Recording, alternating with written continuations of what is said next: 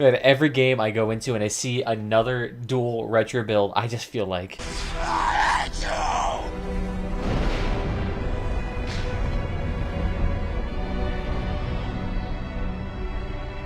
Hey Disney, if you could please not sue me for that, that'd be great. Thanks.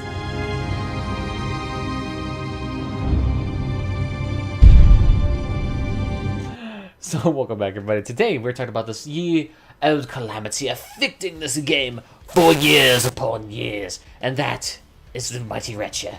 Now, if you don't know anything about PvE or, I guess, weapons in general, you may not necessarily know the insane benefits, insane damage output that the Wretcher can provide here, and how it's so absolutely fantastic in PvE. So if you don't know what the Wretcher is here, let me just quickly give it a description. It's essentially a grenade launcher, an upgraded version of the Impulse, which you get from the scavengers that you can craft in the Nomads, ironically enough. Lobs out 4 grenades at regular intervals until the weapon overheats, and it has a limited ammo capacity here. And you can mount, I think, like 2 of them on your car before you run out of energy. So it's not like necessarily the most numerous of weapons, but the thing is, with the 4 grenades it can lob out in any given volley, and its pretty continuous rate of fire there, you can do some serious damage here. And the reason this becomes an issue is that it actually is just straight up way too good for PvE. It's not the big of an issue. It's not as big of an issue as, say, something like the Porcupine, per se. That could be especially a big issue in things like Perimeter Breach or other maps where it's actually a very narrow footprint. But in fairly wide open maps, it could actually do some insane numbers.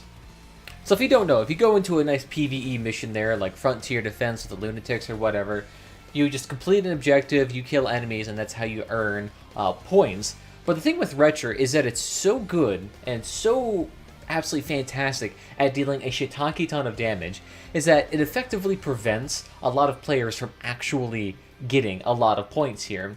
Now you have to remember, in order to earn points in PvE, you gotta deal damage. Okay, not too big of an issue, just deal damage. Well, the issue is, what happens if the Wretcher just does more damage than anyone else on the team can do? Well, I guess congratulations, you're just not gonna get that many points there.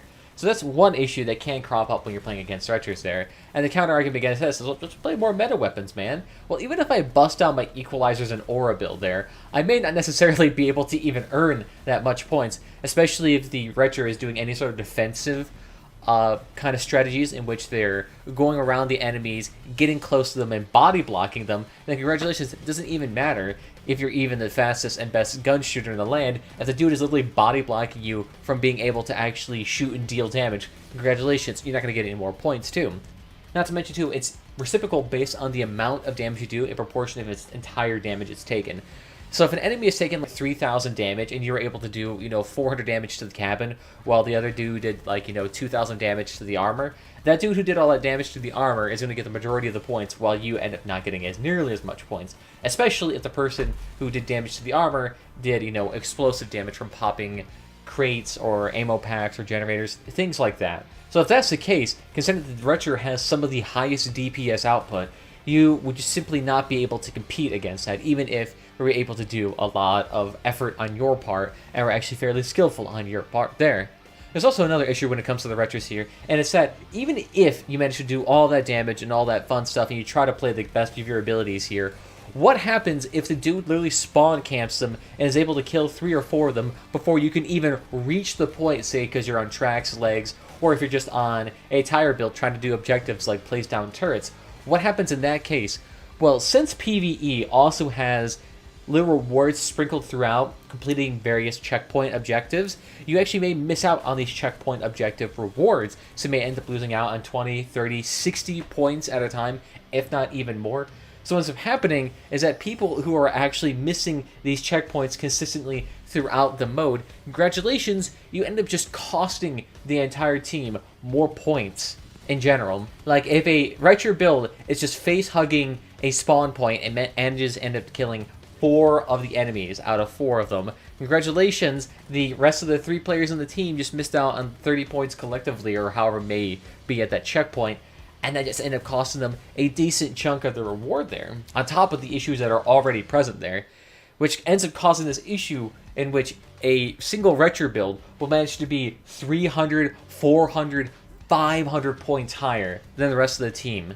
Like, first place score will be 400 and 500 points higher than that of second place, third place, and God forbid, even fourth place. And if that happens, congratulations! The retro builders end up managing to take a whole heck lot more resources home with them versus you, even though you both put in the same amount of time. So in effect, it actually reduces your income per hour that you get when you play against a retro build there.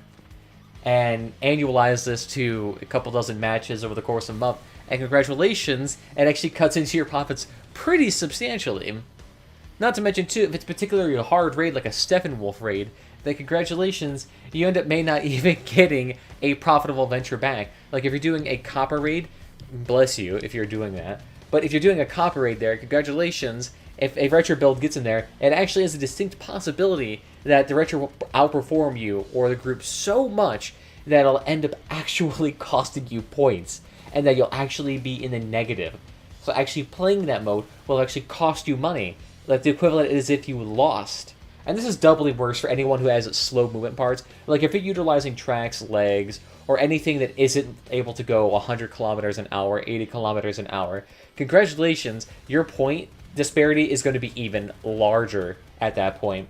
And if you're using non-standard meta weapons, like if you're using drones, cannons, or whatever, it's going to be even worse because innately you're already at a disadvantage by not utilizing a weapon with a higher fire rate, but then throw it in a retro build in there, and congratulations, you're going to end up losing a lot of objective points and just straight points from doing killing the enemies there. So congratulations, you can end up a couple hundred points behind the retro build and end up making the mode completely useless towards you just by being able to put in a decent amount of effort there. Okay, so you may be asking, well, Pandalius, what's your fucking answer to the kilometry? You're just sitting here pissing and moaning. Well, true. But the issue is, too, it's kind of hard to really balance around that because it seems to be an innate characteristic of the way the weapon's designed. Unless you change the amount of grenades that's fired from it, its fire rate, or the amount of damage it does, you're not necessarily going to have the best of times there. But the thing is, if you nerf it too much, it becomes completely useless in PvP, which is not necessarily ideal because in PvP, it can easily be stripped due to its very large model size that is not really a concern in things like PvE. I guess you could do a specific particular nerf to something like the Retcher, in which if you go into a PvE mission type, it'll actually reduce its damage type by 20-30% or something like that. That could actually allow it to be in line with everything else there. You could do it too with something like the Porcupine and whatnot, so that everyone else is on a level playing field when it comes to PvE. Or I guess you could just straight up ban it is another option they could do, making the Retcher not an option when it comes to PvE. But I'm not really sure if the developers are going to be terribly on point with just banning a weapon straight up from one of their game modes. I mean, they already have the systems built in place for something like the race map in which you can disable weapons if you enter the mode with them. So what if they could just do that with the Retcher itself? It's either that or they have to change and rework the weapon in its entirety to be more in line in PvE and PvE situations. Or sorry, PvE and PvP situations. Great job, Pandalius. English. First language there, buddy. But unless they do something like that, then it's not really necessarily going to be fixed within itself. Now, is this an issue that's only particularly narrowed down to the Retcher? I would say probably not. Other weapons like the Porcupines can have their occasional very high point that ends up costing a lot of people a lot of pointage. But the issue is, too, that's not very often that you find builds like that, because the issue with Porcupine is that it costs 20 to 30,000 coins on the PC marketplace, probably even more on the console marketplace considerably. So actually coming across those is actually very, very, very, very, very, very, very unlikely. So it's not really even something to concern yourself with. But I think I would call it good here because I've rambled on long enough about why I hate Retchers so much. But anyway, let me know what you guys think down below. Are Retchers a big issue in PvE? Yes, no, maybe so. Have you experienced them? What was your experience with them? But other than that, guys, actually, you know what? Even Retcher users, why don't you tell me how do you feel about your lovely, lovely weapon there? But I think other than that, guys, I will call it good here. So I want to thank you all for joining this evening. If you had fun, follow our platform is your favorite YouTube, Twitch, Mixer. Just kidding, it's gone. Other than that, you can also join the membership channel down below there. Starts at $1. Feel free to hop on that. And other than that, guys, I want to thank you all again. Like and subscribe, and I'll see you guys next time. Bye-bye.